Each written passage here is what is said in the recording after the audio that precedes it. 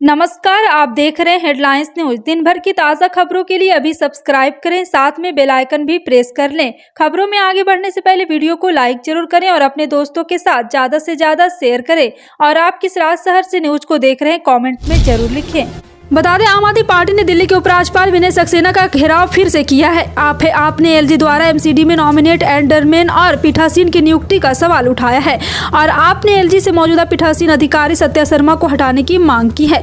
आप प्रवक्ता सौरभ भारद्वाज ने 10 एल्डरमैन का भाजपा से कनेक्शन गिनाया है। आम आदमी पार्टी का आरोप है कि एलजी द्वारा नॉमिनेट 10 एल्डरमैन को किसी भी तरह की स्पेशल नॉलेज नहीं है, बल्कि ये लोग बीजेपी के अलग अलग जिलों के अलग अलग छोटे पदाधिकारी हैं।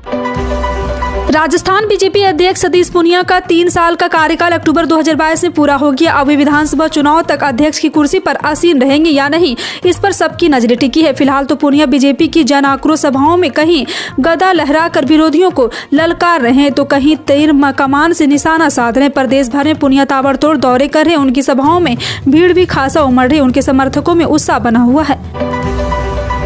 विश्व का सबसे लंबा क्रूज टूर गंगा विलास सैलानियों के स्वागत के लिए पूरी तरह तैयार है। प्रधानमंत्री नरेंद्र मोदी 13 जनवरी को इसे हरी झंडी दिखाएंगे। उत्तर प्रदेश के जनसंपर्क विभाग ने बताया कि क्रूज वाराणसी से रवाना होगा और बांग्लादेश होते हुए असम के डिब्रूगढ़ पहुंचेगा।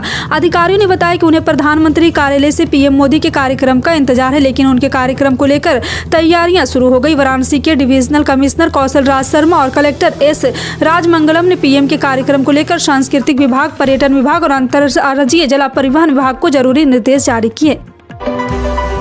तेलंगाना की सियासत में भले ही भारत राष्ट्र समिति का कांग्रेस में 36 का आंकड़ा है, लेकिन प्रदेश के सत्तारूढ़ पार्टी को एक वरिष्ठ नेता ने भारत जोड़ो यात्रा पर निकले राहुल गांधी की सराहना की। बीआरएस संसदीय दल के नेता और पार्टी के राज्यसभा सदस्य केशव राव का मानना है कि इस यात्रा के तेलंगाना से गुजरने के बाद राज्य में कांग्रेस की स्थिति कुछ मजबूत हुई। उन्होंने ये भी कहा है कि दक्षिण के इस राज्य में भारतीय जनता पार्टी कितना भी कुछ कर ले, उसकी दाल नहीं गलने वाली। इस साल होने वाले तेलंगाना विधानसभा चुनाव के मद्देनजर भाजपा ने इस राज्य में आक्रामक प्रचार अभियान छेड़ रखा। प्रवासी भारतीय सम्मेलन में युवाओं की सफलताओं का जिक्र करते हुए केंद्रीय मंत्री अनुराग ठाकुर ने कहा है कि पिछले साल भारत दुनिया की 5वीं सबसे बड़ी अर्थव्यवस्था बन गया है। भारत के युवाओं ने पिछले 8 साल में दुनिया का 3रा सबसे बड़ा स्टार्टअप देश बनाया है। आज देश में 80,000 से ज्यादा स्टार्टअप है, जहां दुनिया कोरोना से लड़ रही थी। विदेशी निवेशकों का भारतीय बाजारों को लेकर भरोसा कम हो रहा है। दुनिया और अमेरिका में मंदी की चिंता के बीच जनवरी के पहले सप्ताह में फॉरेन पोर्टफोलियो इन्वेस्टर ने भारतीय बाजारों से 5,900 करोड़ रुपए निकाले हैं। पिछले कुछ सप्ताह से फॉरेन पोर्टफोलियो इन्वेस्टर ने भारतीय बाजारों को लेकर सतर्क रुख अपनाया हुआ है। कोटक सिक्योरिटीज के इन्वेस्टिगेशन रिसर्च प्रमुख श्रीकांत चौहान ने कहा है कि आगे चलकर ग्रॉस डेमोक्रेटिक प्रोडक्ट की वृद्धि की चिंता है। सुखविंदर सिंह सुक्खू के नेतृत्व वाली हिमाचल प्रदेश मंत्रिपरिषद का रविवार का विस्तार किया गया। इसमें 7 मंत्रियों को शामिल किया गया, जिसमें मंत्रिपरिषद में मंत्रियों की कुल संख्या अब 9 हो गई है। राज्यपाल राजेंद्र विश्वनाथ आर्लेकर ने राजभवन में एक समारोह में नवनियुक्त मंत्रियों की शपथ दिलाई। सबसे पहले सोलन में विधायक धनीराम सौंडील ने शपथ ली। दूसरे नंबर पर कांगड़ा के ज्वाली से चंद्र कुमार ने शपथ लिया। इससे पहले मुख्यमंत्री सुखविंदर सिंह सुक्खू ने राज्य सचिवालय में मुख्य संसदीय सचिवों को पद की शपथ दिलाई। दिल्ली में रविवार को भीषण शीतलहर का प्रकोप रहा है। शहर के प्रमुख मौसम केंद्र सफ्दरगंज वेधशाला में न्यूनतम तापमान 1.9 डिग्री सेल्सियस दर्ज किया गया। उत्तर पश्चिमी भारत और देश के मध्य और पूर्वी हिस्सों में कोहरे की मोटी परत छाई रही, जिससे सड़क, रेल और हवाई यातायात प्रभावित हुआ। घने कोहरे के कारण सुबह 5:30 बजे इंदिरा गांधी अंतर्राष्ट्रीय हवाई अड्डे के पास पालम वेधशाला में दृश्यता घटकर 50 मीटर रह गई। दिल्ली अंतर्राष्ट्रीय हवाई अड्डे द्वारा लिमिटेड ने ट्वीट किया है कि कैट 3 श्रेणी के अनुरूप न होने वाले उड़ान प्रभावित हो सकती है। उत्तर प्रदेश विधानसभा के पूर्व स्पीकर और पश्चिम बंगाल के पूर्व राज्यपाल केसरीनाथ त्रिपाठी का 88 साल की उम्र में निधन हो गया है। वो लंबे समय से बीमार चल रहे थे। उन्होंने सुबह करीब 5 बजे प्रयागराज में अपने घर पर ही अंतिम सांस ली। बताया जा रहा है कि शाम को ही प्रयागराज के रसूलाबाद घाट पर केसरीनाथ त्रिपाठी का अंतिम संस्कार किया गया। जानकारी के अनुसार 30 दिसंबर 2022 को केशवनाथ त्रिपाठी की तबीयत ज्यादा बिगड़ गई। हिमाचल प्रदेश में मंत्रियों की शपथ से पहले सुक्खू सरकार ने जनता को महंगे डीजल का झटका दिया है। कर एवं आबकारी विभाग ने डीजल के दाम वैट बढ़ा दिए हैं। प्रदेश में शनिवार रात से डीजल 3 रुपये प्रति लीटर महंगा हो गया। इस बढ़ोतरी के बाद हिमाचल में डीजल अब 83.2 रुपये प्रति लीटर से बढ़कर कीमत 86.5 रुपये प्रति लीटर हो गया। वहीं पेट्रोल 0.55 रुपये सस्ता होकर 95.7 पर बिक रहा है। नागरिकता संशोधन अधिनियम के तहत नियम बनाने के लिए केंद्र सरकार ने 6 महीने और समय मांगा था, जिसे राज्यसभा की कमेटी ने स्वीकार कर लिया। वहीं लोकसभा कमेटी के फैसले का भी इंतजार है। खबरों के मुताबिक गृह मंत्रालय ने कहा था कि नागरिकता संशोधन अधिनियम के लिए नियम बनाने के लिए 6 महीनों की और जरूरत है, इसके बिना इसे लागू नहीं किया जा सकता। बता दें कि लगातार 7वीं बार गृह मंत्रालय को यह अतिरिक्त समय दिया गया है। इस साल सबसे पहले मेघालय और नागालैंड, उसके बाद त्रिपुरा में राजनीतिक दलों के बीच सियासी लड़ाई होगी। पूर्वोत्तर भारत के इन तीनों राज्यों में से त्रिपुरा की लड़ाई सबसे दिलचस्प है। यहाँ बीजेपी नेता सत्ता बरकरार रखने की जद्दोजहद से जूझ रही, वहीं सीपी भी अपने गढ़ को वापस पाने के लिए पूरी जोर आजमाइश कर रहे। इन सब के बीच पूर्व शाही परिवार के वंशज प्रोद्योत देव वर्मन की अगुवाई वाली टिपरा मोथा खुद को मजबूत बनाने में लगी है। जोशीमठ भू धसाव मामले पर पीएमओ में हाई लेवल मीटिंग हो रही। इस बैठक की अध्यक्षता प्रधानमंत्री के प्रधान सचिव डॉक्टर पीके मिश्रा कर रहे हैं। इस बैठक में कैबिनेट सचिव, केंद्र सरकार के वरिष्ठ अधिकारी और नेशनल डिजास्टर मैनेजमेंट अथॉरिटी के सदस्य भी शामिल हुए। इसके अलावा जोशीमठ जिला प्रशासन के अधिकारी भी वीडियो कॉन्फ्रेंसिंग के जरिए इस बैठक से जुड़े। डिस्कॉम पर बिजली उत्पादक कंपनियों का कुल बकाया जनवरी में घटकर लगभग आधा हो गया है। जनवरी में यह 1,21,030 करोड़ रुपये था, जो अब 62,681.68 करोड़ रुपये आ गया है। विशेषज्ञों का कहना है कि डिस्कॉम से बकाया में यह सुधार सरकार द्वारा उठाए गए कदमों के बाद आया है।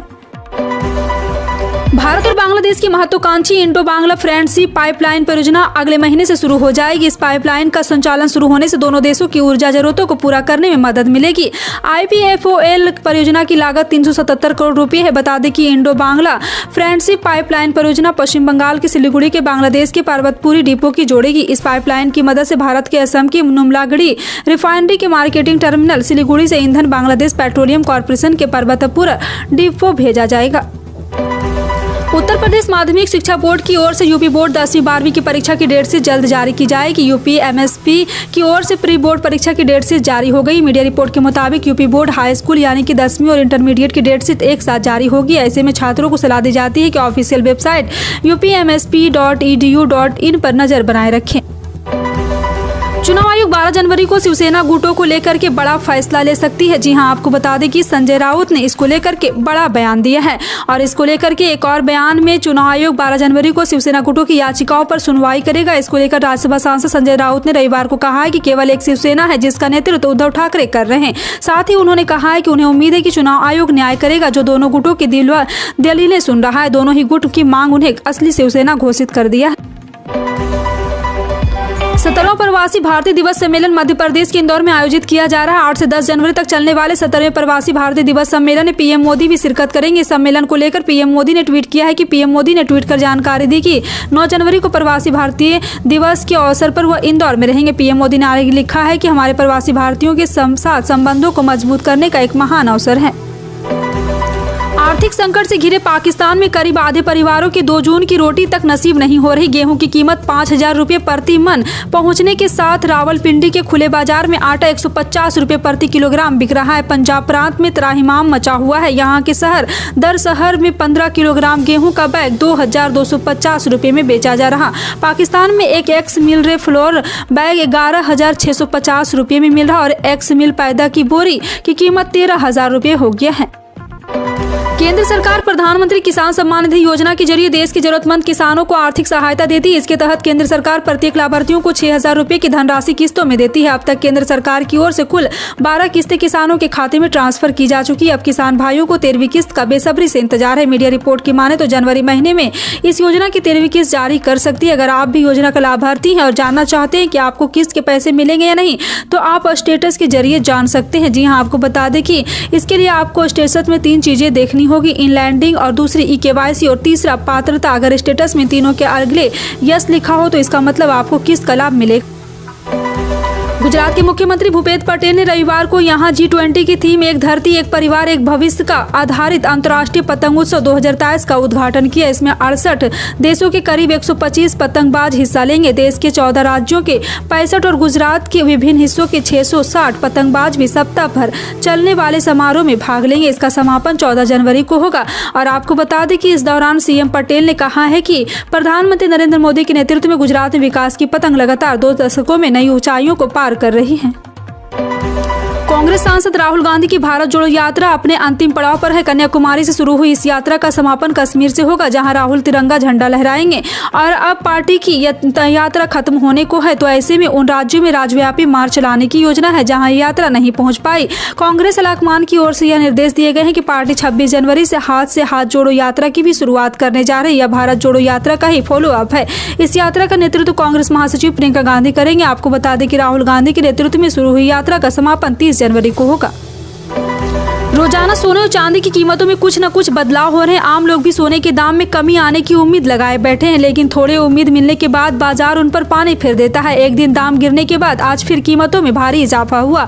आज सोने ने 336 और चांदी ने 900 रुपये की उछाल मारी है। और इस साल की पहली बार ऐसा हुआ है जब दोनों धातुओं की कीमत इतनी रिकॉर्ड तेजी से बढ़ रही है। और आपको बता दें, मध्य प्रदेश और छत्तीसगढ़ के बड़े बाजार भोपाल, इंदौर, जबलपुर, रायपुर में 8 ग्राम प्योर गोल्ड कल के मुकाबले आज 336 रुपये ज्यादा हो गए हैं। सभी खबरों पर क्या कहना है कमेंट सेक्शन में टाइप करके जरूर बताएं। इसी तरह की पल पल की अपडेट जानने के लिए जुड़े रहें आप अपने हेडलाइंस न्यूज के साथ। मिलते हैं अगली बड़ी खबर में, तब तक के लिए जय हिंद।